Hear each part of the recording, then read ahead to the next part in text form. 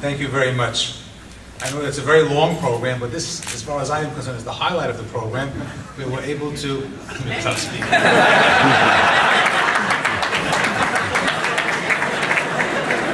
know I didn't mean that.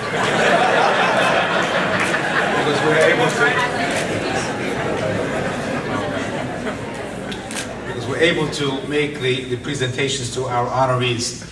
Just a very, very, very brief, just some Hebrew words.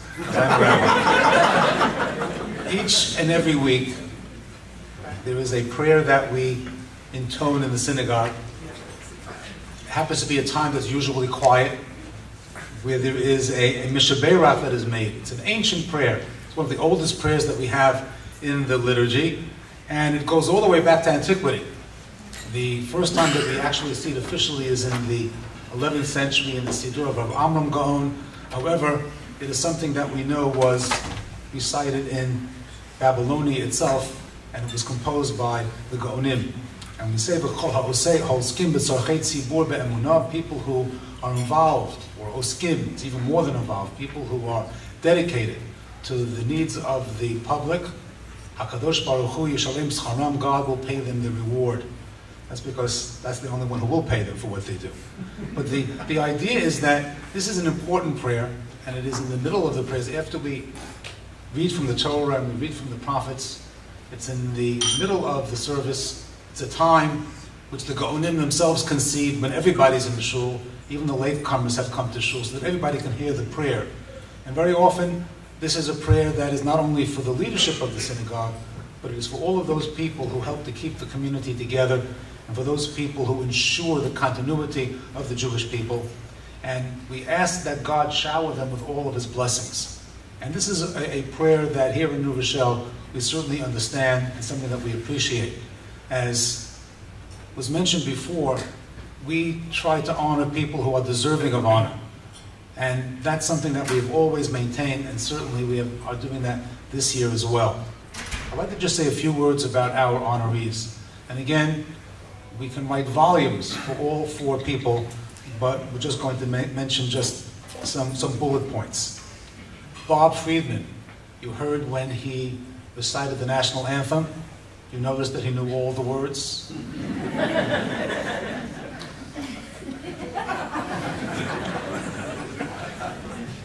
And he recited the Hatikva, and we were able to hear his beautiful voice, those beautiful tones that he has.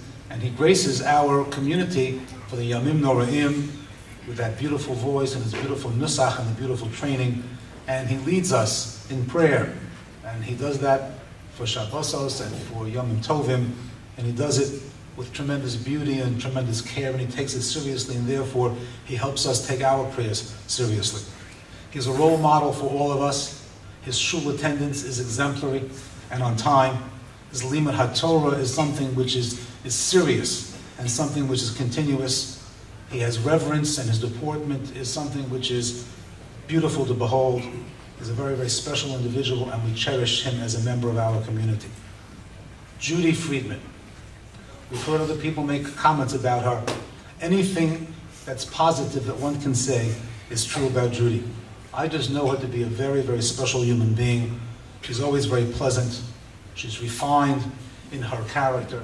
She's a fine human being, a fine person. She's a deep person. She thinks deeply. She gives sage advice. She speaks softly. Hers is truly a kol d'mamad daka, but as we know, divrei chachamim benachat nishma'im, the words of the wise are often soft and dulcet in tone. She's extremely efficient. If you watch her type, it's blazing speed with tremendous accuracy. She's hardworking. You will always see her coming into the shul at different hours of the day with folders and other things, taking care of business. She's an incredible human being in terms of how hardworking she is. One of the great qualities that she has is that she's only able to find the good in people. You will never hear Judy saying anything negative. She can only find the positive in people and the positive in any situation. She does the amazing, amazing task of not only being a secretary of a very busy executive committee and of the board, but she's also the head of, unfortunately, a very busy Shiva committee. And she does that with tremendous grace, and she does that with alacrity. One phone call to Judy, and the entire mechanism goes into incredible precision and the apparatus that she controls is something which is nothing less than astounding. At the very same time, she's a devoted wife, and she's an incredible mother, and she's a wonderful daughter.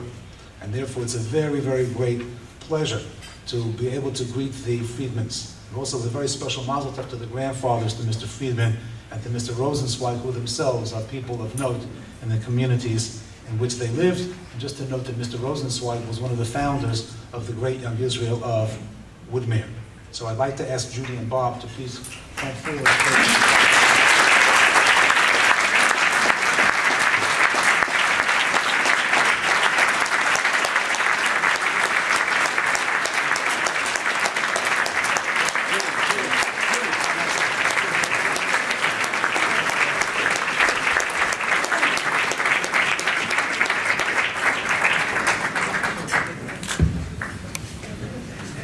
A very, very beautiful picture.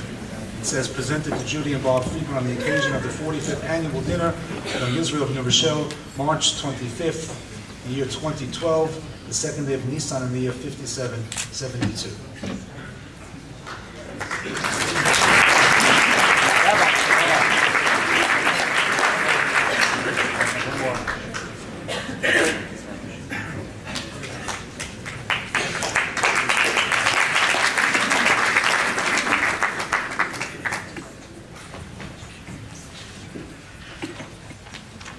It's just one speech. You just need to talk. Thank you so much, Rabbi Fink. First and foremost, we would like to acknowledge how very good the Young Israel of New Rochelle community has been to us, and how fortunate we are to be living here. Judy and I are very grateful for the treasured friends we and our children have made, and for the many opportunities for personal and religious growth YINR affords us. Our 8.5 years in New Rochelle have been happy, fulfilling, and busy by our amazing neighbors in Oxford Heights, my great shul balcony roommates, my fellow lively board members, friends I work with on the Women's League Civic Committee and other shul committees, my many, many, many carpool buddies, past and present, my teammates from Skippy's team, people I've worked with on the Westchester Chevra Kadisha, and our good friends who don't fit into any of these categories. My Monday Parshat HaShavua class. And my Sunday morning Minchas Chinuch class, both taught by Rabbi Fink. Wow, he really does know a lot of interesting stuff. My post-Hashkama Minyan Shir, led by Daniel Bloom. When does he find the time to prepare? Daf Yomi, led by various friends, which I do enjoy when I get there. And our children's opportunity to be active youth group leaders. Ariel and Delisha, retired, Aviva, almost retired, and Sarah joining the team next year. Our growing community is fortunate to have a beautiful new shul building and a gorgeous and inviting new mikveh, to be blessed with Rabbi Fink and Abby providing scholarly and worldly rabbinic leadership, to be graced with beloved and adorable youth leaders, capable and hardworking office staff, and energetic and always on-the-job maintenance staff. And I have never met a more dedicated and capable group of lay leaders, past and present, shul and women's league. I marvel at the number of hours they spend planning, researching, and brainstorming to keep things running smoothly and to come up with creative new ideas and sensitive solutions to shul and community issues. Typical times for email exchanges on projects I have been involved with are 12 to 2 a.m. As I once wrote in a 12:30 a.m. email to a fellow commemorative journal committee member, doesn't anyone ever go to sleep around here? We are proud of YINR's involvement in Jewish and non-Jewish causes in the greater New Rochelle and Westchester communities and beyond.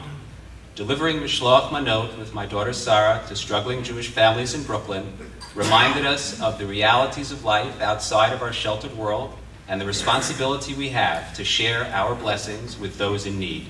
Our entire community's participation in Skippy's team impacted in a meaningful way the broader community in which we live.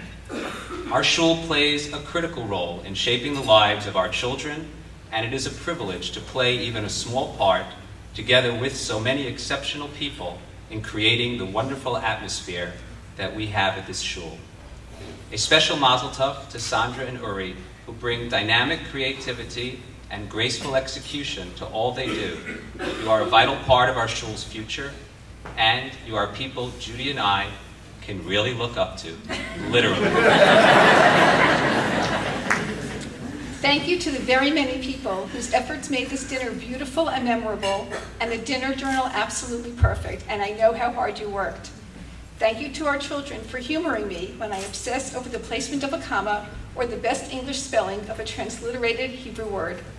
And for not complaining that renditions of Hineni and Unasana Tokef by Chazanim they never heard of are playing in our house beginning sometime in July.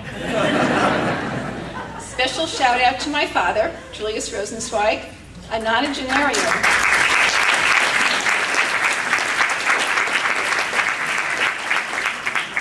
Who visits us often for Shabbat and is here with us tonight. And across the miles to my father-in-law and his wife Rivka, home in Efrat. They have taught us and all of their children by strong example the importance of being active participants in our communities. The lessons of chesed and volunteering we learned from our mothers, Aleihem HaShalom, guide us always. Thank you to the many families who invited us from our first Shabbat in New Rochelle and made us feel so welcome here. Thank you to the people who went out of their way to make sure we became involved in the shul right from the start. And thank you all for celebrating our shul's accomplishments with us here tonight. In closing, I would like to propose instituting a new shul practice. Each year, the dinner honorees should be permitted to make one request, which expires at the following year's dinner. My request, which any number of people in this room could guess, and guess correctly, would be that we raise the temperature in the sanctuary.